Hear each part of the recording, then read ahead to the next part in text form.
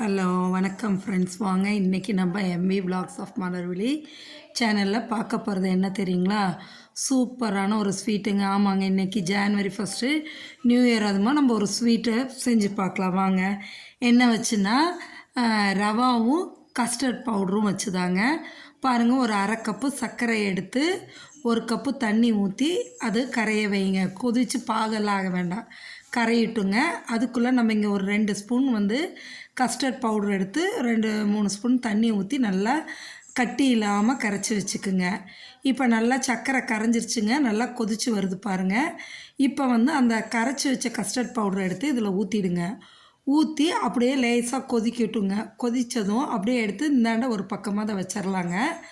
வச்சுட்டு நம்ம ஒரு வானல் எடுத்து வச்சுக்கலாம். அது நல்லா இதாகணும், இல்லை இந்த அளவு இருந்தால் போதும். எடுத்து வச்சுட்டு ஒரு பேன் எடுத்து வச்சுக்கோங்க. வச்சுட்டு ஒரு கப்பு ரவாங்க, ஒரு கப்பு ரவாவை போட்டு மீடியம் ஃப்ளேம்லேயே வச்சு பொறுமையாக கிளறுங்க. அப்படியே கிளறும்போது என்ன பண்ணுறீங்கன்னா, நெய் நல்லா ஒரு 2 ஸ்பூனுக்கு எடுத்து போட்டு பொறுமையாக கிளறுங்க. அப்படியே பொறுமையாக வச்சுட்டு கிளறிட்டே இருங்க. இந்த நெய்யை போட்டுக்கிட்டு இந்த நெய் போதும், இதை வச்சு அப்படியே கிளறி எடுங்க. நல்லா பொறுமையாக வறுபட்டு வருங்க. இதேமாரி நல்லா வறுத்துட்டுருங்க. ஒரு 5 நிமிஷம் வருங்க. நல்லா வறுத்ததுக்கப்புறமா நம்ம அந்த கஸ்டர்ட் பவுடர் கலந்து வச்சுருக்கோங்களா, சக்கரை தண்ணி, அதை எடுத்து இதில் ஊற்றிடுங்க. ஊற்றி சிம்லேயே வச்சு கிளறுங்க. ஃபுல் ஃப்ளேம் வைக்காதீங்க, சிம்மில் வச்சுக்கிட்டே பொறுமையாக கிளறினீங்கன்னா நல்லா அந்த சக்கரை தண்ணியிலையும் இந்த கஸ்டர்ட் பவுடரோடு சேர்ந்து இந்த ரவா நல்லா வெந்து வருங்க. சிம்மில் வச்சுட்டு பொறுமையாக கிளறிடுங்க.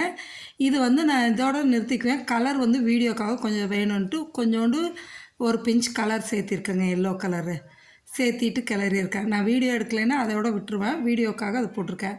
இப்போ கிளறினதில் நல்லா ஒரு கைக்கு அள்ளி இது டூட்டி ஃப்ரூட்டி போட்டுக்குங்க. டூட்டி ஃப்ரூட்டி போட்டு நல்லா கிளறுங்க. கிளறிட்டு என்ன பண்ணுங்கள், நல்லா ஒரு கரண்டிக்கு நெய் எடுத்து ஊற்றிக்கிங்க. நெய்யும் ஊற்றி நல்லா கிளறி எடுங்க. இப்போ நல்லா ரவாலாம் நல்லா சேர்ந்து ஒன்றா வந்துடுங்க. இதை நம்ம ஒரு பிளேட்டில் நெய் தடவி வச்சுருக்கோம், அதில் எடுத்து இதை போட வேண்டியதாங்க. பாருங்கள், சுத்தமாக ஒட்டாமல் நல்லா வருங்க. இந்த அளவுக்கு வந்ததும் நம்ம நெய் தடவின பிளேட்டில் எடுத்து போட்டு நல்லா ஈவனாக பரப்பி விட்டுறலாங்க. இதுக்கு மேலே கார்னிஷ் பண்ணுறதுக்கு பாதாம் பருப்பு, முந்திரி பருப்பெல்லாம் பொடியாக கட் பண்ணி வச்சுருக்கேங்க. அதை போட்டு இது பண்ணலாம். பாருங்கள், இப்படி இருக்குல்ல. இது தட்டு ஃபுல்லாக போட்டால் ரொம்ப மெலிசாக இருக்குங்க. அதனால் நான் ஒரு ஹாஃபுக்கு மட்டும்தான் போட போகிறேன். ஏன்னா நம்ம கொஞ்சம் தானே செஞ்சோம். பாதி பிளேட்டில் மட்டும் போட்டு ஈவனாக நல்லா பரப்பி விட்டு அமுத்தி விட்டுட்டு பாதாம் பருப்பு, முந்திரி பருப்பு கட் பண்ணதெல்லாம் எடுத்து போட்டு லேசாக ப்ரெஸ் பண்ணி விட்டுருங்க. ஆறட்டும், நல்லா ஒரு மணி நேரம் ஆறுனதுக்கப்புறமா நம்ம பீஸ் போட்டு எடுத்து சாப்பிட்லாங்க. கஸ்டர்ட் பவுடர் ரவா வச்சு இப்படி ஒரு ஸ்வீட் நீங்களும் செஞ்சு சாப்பிட்டு பாருங்கள். சூப்பராக இருக்குங்க. இந்த நியூ இயர் ஸ்வீட்டோடு கொண்டாடுவோன்னு தான் நான் இன்றைக்கி இந்த ஸ்வீட்டை உங்களுக்கு நான் போட்டிருக்கேங்க. நீங்களும் செஞ்சு சாப்பிட்டு பாருங்கள். நம்ம சேனலை சப்ஸ்கிரைப் பண்ணுங்கள், லைக் பண்ணுங்கள், ஷேர் பண்ணுங்கள். பாருங்கள், ஈஸியாக நல்லா அழகாக கட் பண்ணியாச்சுங்க. பாருங்கள், எந்த அளவு வந்திருக்கு பாருங்கள். பீசஸ் சூப்பராக வருங்க. நம்மளுக்கு எந்த ஷேப்பில் வேணுமோ அந்த ஷேப்பில் நம்ம பீஸ் போட்டுக்கலாங்க. நான் இப்படி போட்டு எடுத்துட்டேன். எல்லாமே அழகாக அவ்வளோ சூப்பராக டேஸ்ட்டாக நல்லா இருந்ததுங்க. டூட்டி ஃப்ரூட்டி, இந்த முந்திரி பருப்பு, பாதாம் பருப்பு போட்டு அந்த கஸ்டர்ட் பவுடரோட அந்த டேஸ்ட்டோடு அவ்வளோ நல்லா இருந்தது. நான் செஞ்சதுக்கு இந்த அளவு பீசஸ் வந்ததுங்க. நீங்களும் செஞ்சு சாப்பிட்டு பார்த்துட்டு எப்படி இருக்குன்னு கமெண்ட் செக்ஷனில் சொல்லுங்கள். வழக்கம் போல் ஒரு கோலம் ஒன்று பின் பண்ணி விட்ருக்கேங்க. ஈஸியான கோலங்க.